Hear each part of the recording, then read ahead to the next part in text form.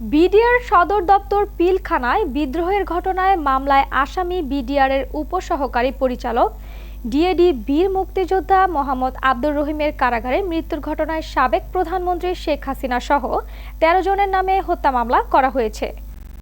গেল রোববার ঢাকার মেট্রোপলিটন ম্যাজিস্ট্রেট মোহাম্মদ আখতারুজ্জামানের আদালতে মৃত আব্দুর রহিমের ছেলে অ্যাডভোকেট আব্দুল আজিজ এই মামলার আবেদন করেন।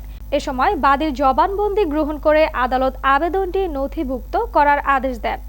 মামলায় সাবেক প্রধানমন্ত্রী শেখ হাসিনা, সাবেক বিজিবি মহাপরিচালক ও সাবেক সেনাপ্রধান ব্রিগেডিয়ার জেনারেল আজিজ আহমেদ, পিলখানা বিদ্রোহ মামলায় রাষ্ট্রপক্ষের আইনজীবী মোশাররফ হোসেন কাজল সহ ১৩ জনের নাম উল্লেখ সহ অজ্ঞাতনামা ২০০ জনকে আসামি করা হয়েছে।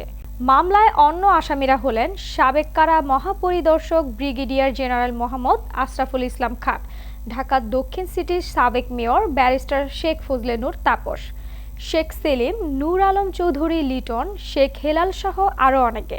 বাদীর আইনজীবী মোহাম্মদ দেলোয়ার হোসেন গণমাধ্যমকে এসব তথ্য নিশ্চিত করেছেন।